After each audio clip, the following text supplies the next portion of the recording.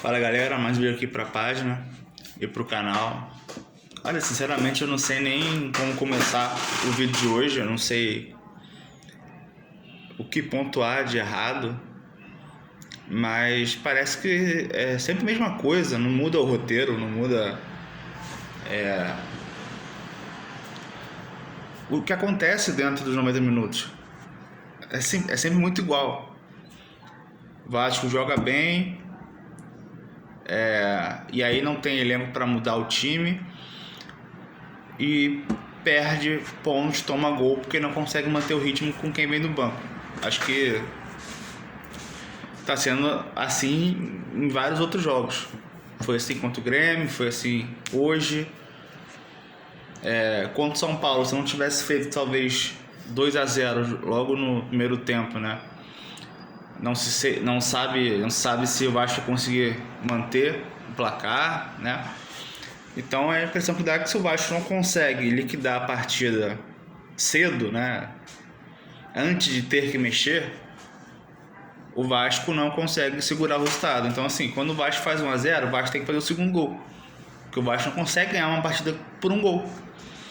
Assim, ganhou de São Paulo por 3, Fortaleza por 3, Melgar por 3, entendeu? Então não muda, né, o padrão do que acontece com o Vasco. E cara, eu acho que é repetitivo eu falar aqui, mas cara, o Verratti ele tá atrapalhando, pô. Ah, porque o Verratti não atrapalha. Cara, o Verratti salvava o time quando o time tinha um modelo de jogo de cruzar a bola na área e ele fazia. Agora ele tá atrapalhando com a bola no pé, ele tá atrapalhando com a cabeça, ele tá atrapalhando na defesa. Então assim, não tá no bom momento. Então assim, o que eu critico do Diniz, pra mim é o menor dos culpados, mas ele não pode morrer abraçado com o Verratti o jogo inteiro. Não pode, a gente não pode ter só o Verratti como uma opção de ataque, de centroavante. Hoje no primeiro tempo, se o Vasco tivesse um cara de mais trato com a bola, o Vasco tinha feito mais de um gol. Isso é real, porque o cara que chuta melhor, que passa melhor, ele teria feito uma jogada melhor no lance que o Verratti chuta para fora. Totalmente ridículo o chute dele. A gente tá falando de fundamento básico, passe, domínio, chute. Então assim, não vai botar quem? Não interessa. Se ele não tá jogando bem, você tira ele. O que não dá, assim, você, primeiro tempo ele tá mal, segundo tempo não consegue fazer alguma coisa. Cara, substitui, porque não dá. Não tá agregando, não tá dando liga ali. O Ryan jogou muito bem hoje, o David jogou muito bem hoje.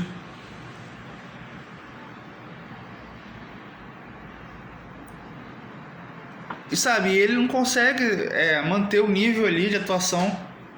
Quando o Ryan pegou a bola para fazer o gol, eu falei, cara, não toca pro Verratti, chuta pro gol. E ele chutou, ainda bem. Porque a chance de dar errado era grande.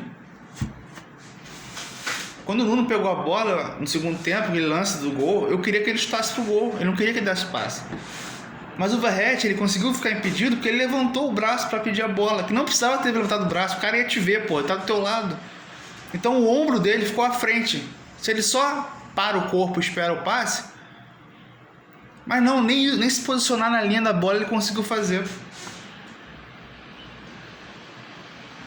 Ele não é intocável, cara. Cara, a gente... Assim, eu não vi, mas, cara, dinamite, irmão. Romário, Edmundo, Evair, grande, porra, foda de centroavante. E hoje a gente tem que ficar 90 minutos com o Verratti, por quê, cara? Não é questão de ser ingrato, porra. Ele é um cara que, porra, se entrega, porra, capitão. Mas, cara, tecnicamente tá abaixo. Já falei, se o Diniz ficar morrendo abraçado com ele o jogo, quem vai sair vai ser o Diniz. Porque quando o negócio aperta mais, quem sai é o técnico, não é o jogador. Bota quem? Qualquer um, amigo. Eu podia botar o Alex Teixeira ali. bizarro, mas cara, qualquer um poderia entrar no lugar do Verratti para tentar alguma coisa. Qualquer um. Ele está sendo refém disso. Porque uma das coisas que a gente está precisando ali é um centroavante. Já falei isso um tempão. Eu tô falando isso um tempão. Todo jogo, todo pós-jogo tô vendo aqui falando isso. Tem que trazer um centroavante também. Cara, não, agora juro pra vocês, eu não tô nem querendo que seja um craque, um foda, não sei o que. Porra, irmão, traz qualquer um que corra mais e consiga dar um passe, porque nesse modelo de Diniz, o Verratti ele não consegue, deveria conseguir fazer mais gols, né? Porque é um toque de bola que ele privilegia o centroavante. Mas ele perde um gol embaixo da marca do pênalti, sem marcação, ele isola a bola, ele sozinho cabeceou a bola pra fora, pô. Não dá. Hoje eu tive pena no Tietchan, o Tietchan correu pra cacete. O Vasco não fez uma partida ruim, os jogadores foram bem individualmente. E aí o que acontece? O Diniz, ele não tem culpa se os caras não fazem o gol. Ele não tem culpa se a diretoria dá um elenco porco pra ele. Porque quando ele não mexe, o Vasco tá tomando pressão no Inter no segundo tempo. O primeiro tempo foi muito bom. Mas quando ele demora a mexer e aos 30 ainda não tinha mexido, é porque não tem ninguém no elenco que vá suprir as ausências de David e de Ryan, principalmente. Então quando os caras cansam, ele suga até o cara cansar mesmo. Porque ele olha, aí é Garré, é Lloyd, entendeu? Matheus Cocão, sabe? E não tem outro centroavante no banco. É cansativo ter que falar isso pra vocês. Todo pós-jogo eu tô falando isso. Então assim, ele suga todo mundo até não poder mais, porque não tem ninguém. Não tem ninguém no banco. O David cansou hoje, entrou o Thiago Mendes, aí botou o Tietchan pra jogar ali. Porque ele não confia no Lloyd, ele não confia no Garré. A culpa é dele? Não, culpa é de quem? De quem contratou, pô. Pergunta quanto custou o Carboneiro pro Inter, quanto custou o Lloyd. É triste, é deprimente. É deprimente. Agora, em relação à expulsão, eu vou falar uma coisa pra vocês. O Vasco no segundo tempo já tinha recuado, o Inter já teve grandes chances de empatar o jogo, tá? Se a gente parar pra pensar sobre justiça de placar e tudo mais, o Vasco só teve aquele lance do Nuno, do impedimento, no segundo tempo para tentar fazer o gol. O Vasco recuou muito, não conseguia sair. Pra mim ficou claro, não matou o jogo no primeiro tempo, no segundo tempo o time não conseguiu. Agora, o que eu acho é o seguinte, pra mim, é assim, vamos lá. O Léo Jardim, ele não teria necessidade de ter caído naquele lance, porque o Vasco já tinha parado o jogo para fazer as trocas do Piton, já tinha tempo ganho. Se ele tava com dor na costela, uma coisa assim, ele chega lá no árbitro em pé, ele pede para parar o jogo. Então assim, ele querer fazer cedo, todo mundo faz, beleza. Mas no momento ali, o jogo já estar parado, ele continuar insistindo e não levantar, aí também eu acho que já irrita o árbitro. E eu tava vendo que ele ia expulsar, realmente, porque ele não levantou. Então, pra mim, é um erro. Você pode falar, poxa, mas quantos goleiros são expulsos, quantos não sei o quê. Cara, ele já tinha um amarelo por estar retardando o jogo e ele insistiu nisso. Você pode criticar a falta de critério dos árbitros e provavelmente ninguém vai expulsar goleiro tão cedo. Tão cedo. Então, pra mim, ele foi juvenil e ele não tinha porra nenhuma, tá? Foi cera. Tanto é que ele nem reclama muito da expulsão. Ah, mas o árbitro não é médico. Beleza, irmão.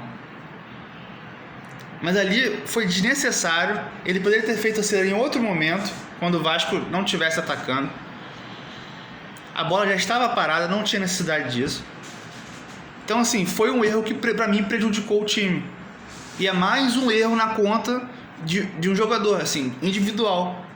Porque todo jogo tá tendo um erro desse. O Vasco vencendo o jogo, acho que já era quase 40 minutos do segundo tempo, tomando pressão, beleza. Não sei se o Vasco ia tomar um empate, se não ia tomar um empate, mas até então tava 1-0.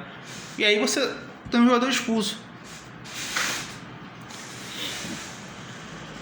E repito, o Vasco teve, no primeiro tempo, teve o gol do Ryan, 2 chances com o Verratti, tá? Teve um bom chute do David também. O Vasco criou umas 4 ou 5 chances boas. Das 4, 3 claras. 3 claras de fazer gol. No segundo tempo o time cai um pouco, né? Baixa as linhas e tal. E aí você olha pro banco, não tem ninguém. Então assim, cara, tem que trazer ponta, tem que trazer outro centroavante, entendeu? Mais um meia se puder e um zagueiro. Que eu tava com muito medo do Maurício Lemos hoje, tá? Muito medo mesmo. E ele não comprometeu. É claro que o Vasco também não deixou, pelo menos no primeiro tempo, não deu muita chance do Inter chegar ali ao gol do Vasco. Ele estava bem protegido, entendeu? Para mim foi bom que ele não entregou e espero que eu queime muito a minha língua com ele, porque realmente o João Vitor Lente está mal, ele não está nem aí para nada. Pela entrevista que ele dá, não está aí para nada. Então você tem que trazer jogadores. Agora sim, já não importa mais quem vem. Se vem de Série B, se vem da Arábia, se vem da Turquia, da Argentina. Cara, já não tem como. Juro, não tem como mais. Porque assim, você não confia no Lloyd, né? Pra tirar o dedo e botar o Lloyd. Não tem outro. Eu até acho assim, sendo bem sincero, quando o Coutinho voltar, eu acho que o Nuno pode ir pro banco. O David tem entrado bem, tem dado profundidade pelo lado direito, pelo lado esquerdo. Você tem o David e o Ryan, você não pode abrir mão, entendeu? O Nuno fisicamente ele cai no segundo tempo. Então assim, o Nuno ele pode entrar no segundo tempo ou na vaga do próprio Coutinho ou na vaga do David. Então assim, o Nuno no banco, tá? A gente já tem uma opção ali de 2 posições. Só que aí quando você perde um meia e um ponta, você tem que ter mais uma opção. Porque assim, se você não contrata jogador, ou você então pega na base alguém para ser esse cara aberto, para não perder a essência do time, de velocidade, de transição, entendeu? Porque quando você tira o David e não tem outro ponto ali, não dá para contar com o Alex Teixeira, não dá para contar com o Lloyd, bota o Tietchan, o Vasco perde profundidade por aquele lado. Acabou o time. Então era o quê? Tirar o David e botar alguém do lado. Não tinha ninguém. Entende? Então é bem complicado. E todo jogo é isso, cara. E agora contra o Mirassol, o Vasco não vai ter o Paulo Henrique suspenso, o Pitão suspenso, o Léo Jardim suspenso. E aí? É complicado, porque o Puma não joga há 500 anos e não marca bem. O Vitor Luiz, idem. E o Fusaro tá totalmente sem ritmo. Até fez uma defesa boa no final, mas tá sem ritmo. Não é o Léo Jardim. Então, assim, todo jogo do Vasco, além da bola aérea, que já ainda preocupa, que o Vasco perdeu quase todas as bolas aéreas pro Inter, o Vasco não tem alguns jogadores que vão suprir a altura e a ausência desses jogadores que eu falei.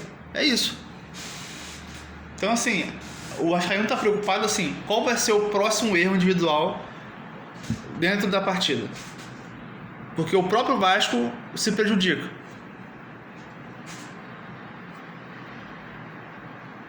E vou botar aqui, falta de elenco. Mais uma vez, falta de elenco.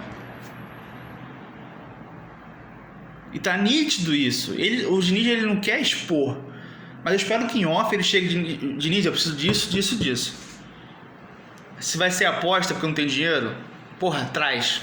E o cara já tá apto para jogar. Para poder entrar. Tem Copa do Brasil agora. Se não ganhar do CSA fora de casa, já começa a complicar. Porque eu acho que assim, tem obrigação, com todo respeito ao CSA.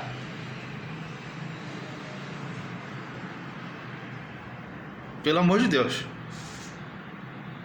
Pra mim vai ser uma vergonha. Então, assim, até pra motivar contra o Mirassol, tem que vencer na Copa do Brasil, mesmo sendo fora de casa.